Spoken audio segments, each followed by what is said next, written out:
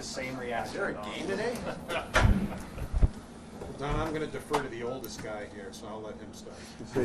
Start. I'm not staying out of any of that between you two guys. You want me to start? Could only get myself in trouble. Yeah, you should start. Oh, sure. I haven't earned that. Go for it. All right, so what's your feeling? I don't know that it's necessarily changed since you've spoken to it before, but obviously 3 o'clock is kind of on the horizon here. Coming off of last night, what's your feeling with this group and where things stand?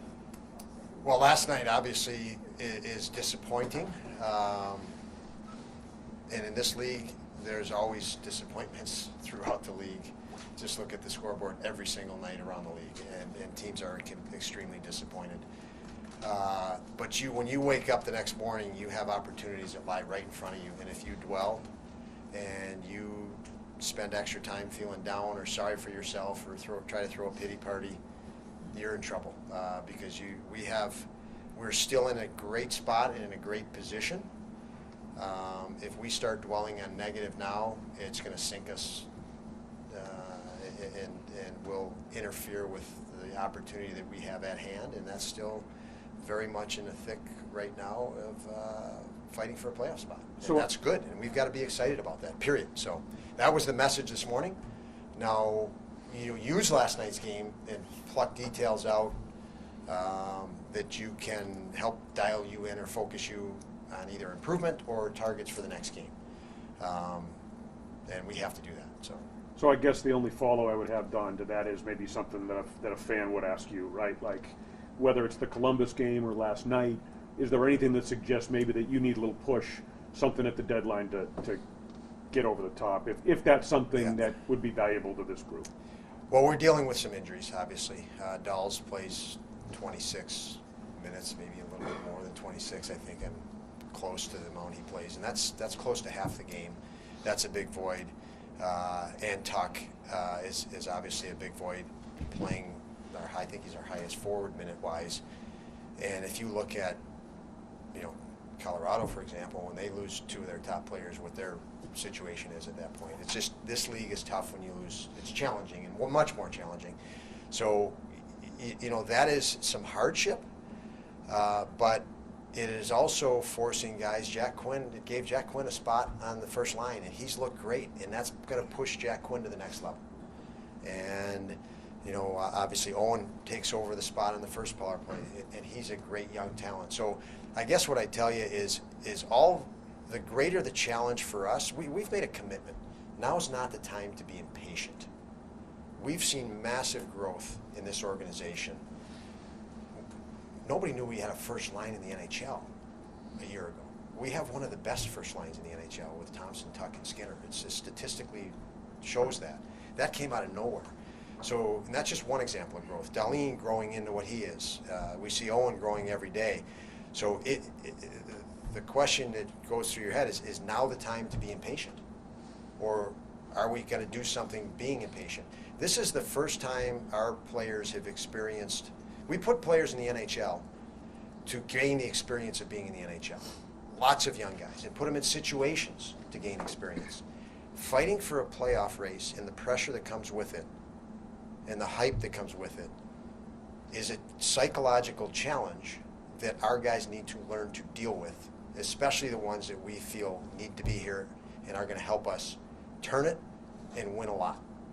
And we feel we're going to win a lot, and we're winning more and more, and we're not satisfied with that, but we want to win we want to get greedy and win even more. And the only way to do that is for these guys to develop more and more and more. So I don't know that answers your question, but that weighs on us significantly. When is the right time? And when you do that, you're blocking out Jack Quinn from getting that amazing experience that he's getting right now, and he's looking better every day. He was probably one of our best players last night.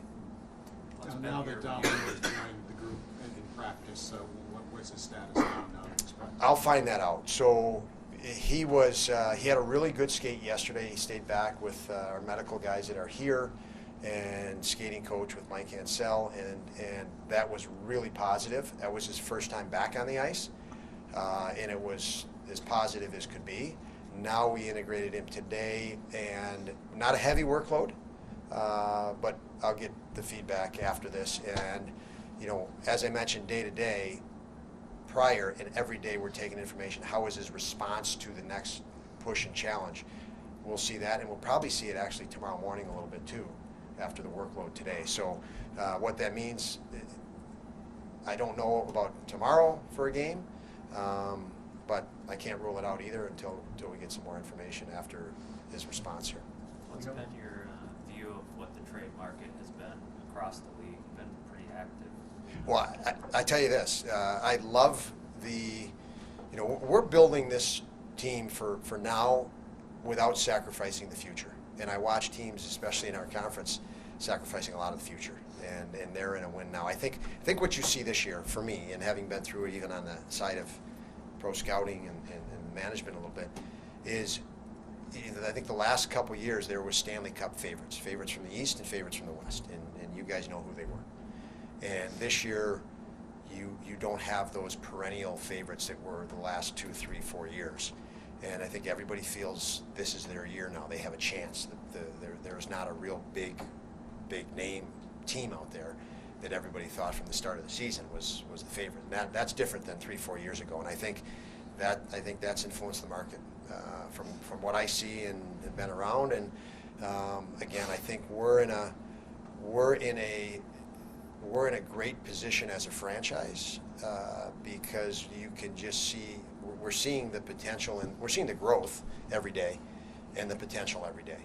And so for us, we're in a little different category, in a good category, different than other teams that maybe are worried about their window.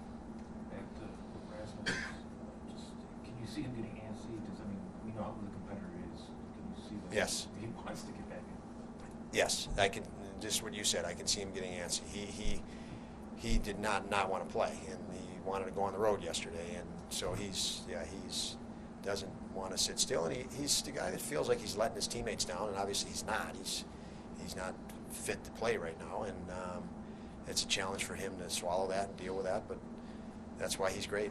What can UPL gain out of a game like last night, especially the last few minutes, the way that went? The last couple of starts for him, Toronto, you guys haven't handled the puck well in front of them. It's made the job a little bit difficult. How do you think that he's handled the ups and downs? Because you could see there's been moments where the frustration has been apparent. You said it. We haven't handled the puck well, and that's in teams like that. That's what they thrive on. You know, it's gained experience for UPL. I think he'll look at that as we put him in really high stress situations. He hasn't been in those situations in his career yet, and he's gaining the experience of it. So he was very frustrated after the game last night, and he will watch the film today, look in the mirror on it, and so to speak, and use that so the next time he goes into Boston, the next time he goes into a pressure situation, he has the hindsight of that experience, and that's important. It's his potential that listen. I've talked before. When you take young, talented players and you thrust them in the NHL, their focus is not on development anymore. It tends to be on survival and performance. And so we've wanted to insulate him as much as we can to say, make sure you're still focused on development. So we're going to put you in these situations knowing, hey, this is going to be a heck of a challenge for you. You're going to, on the other side of this, you're going to be a better goalie. We certainly think you're capable of winning, but win or lose, you got to extract from this experience ways to become better. And he's been doing that over and over. That's why it's important to get him in those situations, fully believing he can do it. And again, mishaps last night, I think there were more than just him. So you can't point a finger at him. I can't point a finger at anybody for last night. When you lose as a group. When you look at the Tampa, it seems to me, please correct me if I'm wrong, you've played 3 pretty good games against Tampa. You won one of them, but the other 2 games, you were right there. I mean, how have you felt you've played against the Lightning so far this year? Yeah, I think did we lose one in a shootout as well? So 1-1 and 1, and I would agree with you. We played to our identity in those games. We played with pace. I just watched quite a bit of our last game against Tampa this morning. Just getting ready for tomorrow, and we look like a different team than we did last night. You know, we played with better pace and better intent and confidence, and you know they're we know they're a heck of a team. I think our guys know that, but yeah, we've played 3 decent games against them, and we really need a 4th. Thanks, Don.